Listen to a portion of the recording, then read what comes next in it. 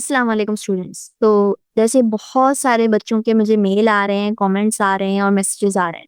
सब यही पूछ रहे हैं कि जो उनको ईमेल आ रहा है specially national skill competency test का, वो उन्होंने करना है या नहीं करना।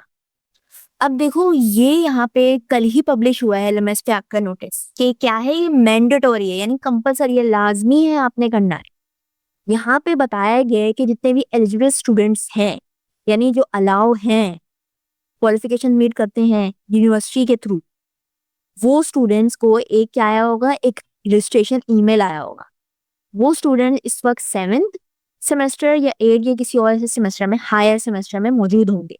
किस किस प्रोग्राम्स के लिए है ये, सब प्रोग्राम्स के लिए नहीं है, किस किस प्रोग्राम्स के लिए ये है। अगर आप कंप्यूटर साइंस पढ़ रहे हो यानी BSc कर रहे हो या BSIT कर रहे हो या BSSE कर रहे हो यानी सॉफ्टवेयर इंजीनियरिंग कर रहे हो या डेटा साइंस कर रहे हो, और अगर आप BS एंट्री रूट या BS लेटरल रूट के भी स्टूडेंट हो और अब इस वक्त 6th या 7th सेमेस्टर या ऐसे सेमेस्टर में मौजूद हो, तो आपको एडवाइस किया जा रहा है कि आप ये रजिस्ट्रेशन कंप्लीट जरूर करें।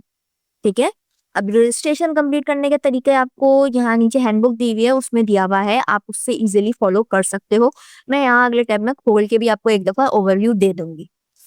अच्छा, आप जो टेस्ट होगा उसके लिए पहले आपने ये अकाउंट बनाएंगे।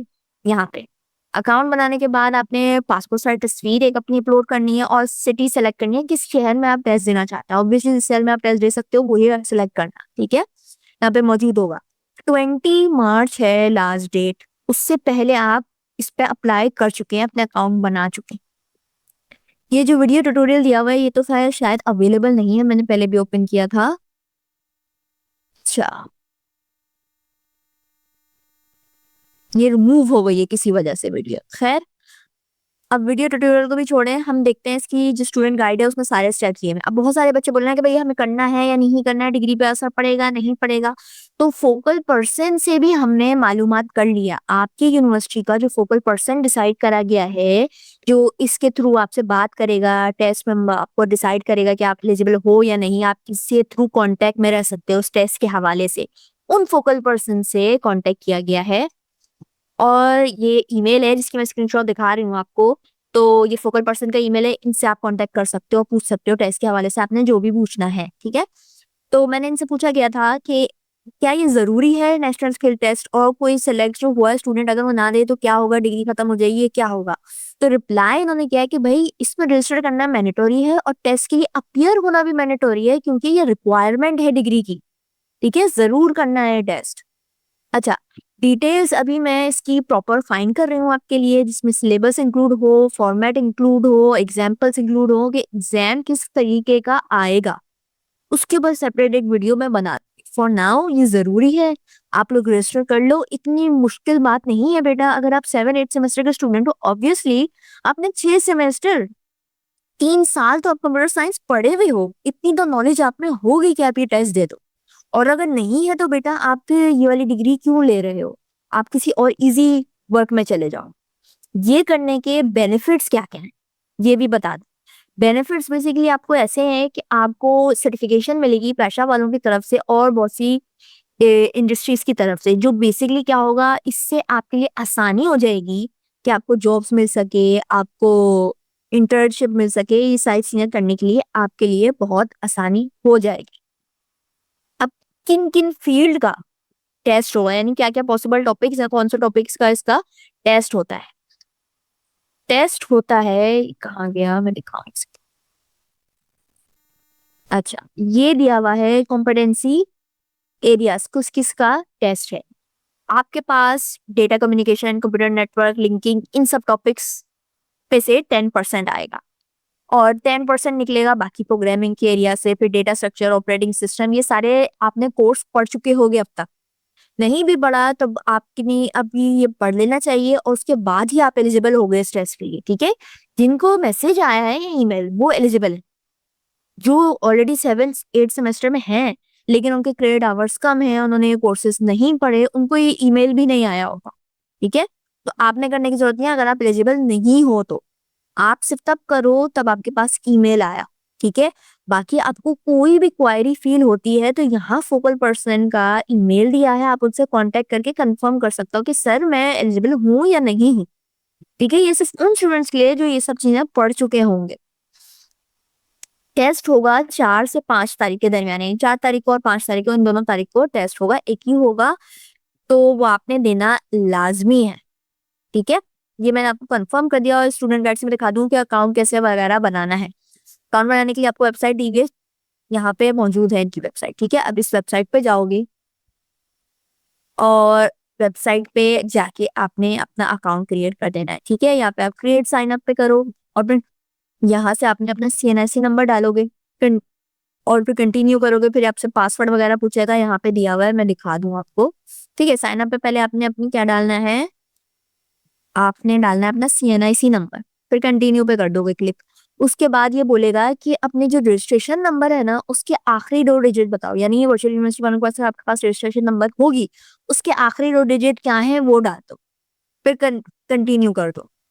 नेक्स्ट चीज, आपने पासवर्ड डालना है। ठीक है, पासवर्ड न्यू क्रिएट करना है। याद रखो, पासवर्ड बनाते टाइम अक्सर बच्चे मिस्टेक करते हैं कि भाई पुराना कहीं उठा के LMS का डाल दो, किसी का भी डाल दो।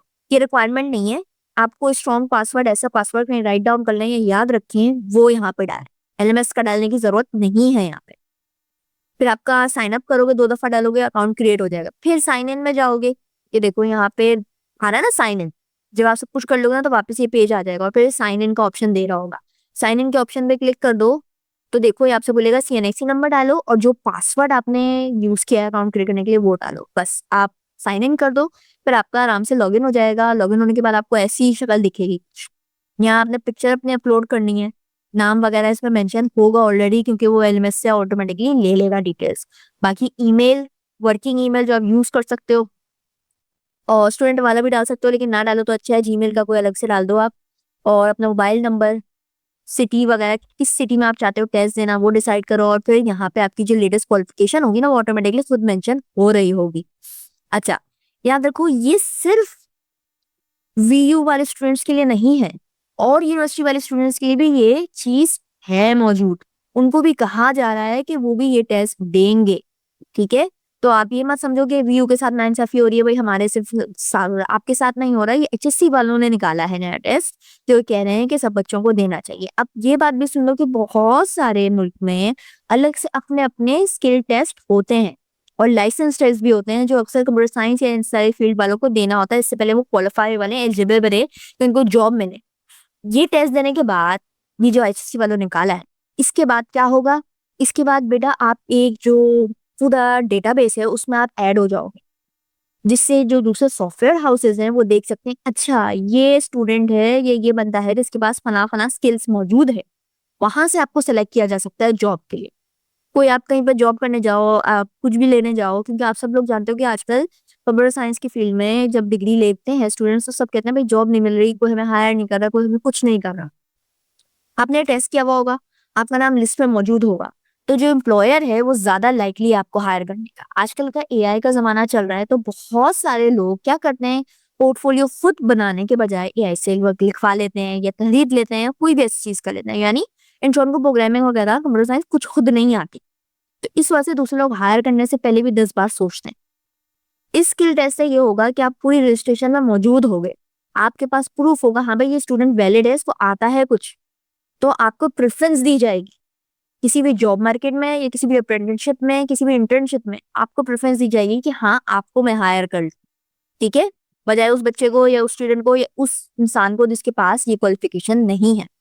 टेस्ट इतना डिफिकल्ट नहीं होगा, आप लोग फिक्र नहीं करें। अगेन मैं बता रही हूँ कि ज्यादा डिफिकल्टी नहीं होगी। नेक्स्ट वीडियो जो मैं बनाऊंगी इस टेस्ट के हवाले से बनाऊंगी कि इसका सिलेबस वगैरह क्या है, फॉर्मेट किस किस्म का होगा, सवाल किस किस्म के आ सकते हैं, ये सारी डिटेल्स मैं नेक्स्ट वीडियो में आपके क्लियर कर दूंगी। अगर इसके हवाले से आपके पास कोई क्वेश्चन है तो नीचे आप कमेंट्स में पूछ सकते हैं, मैं श्योर करूंगी कि एक एक बच्चे का जरूर रिप्लाई करूँ।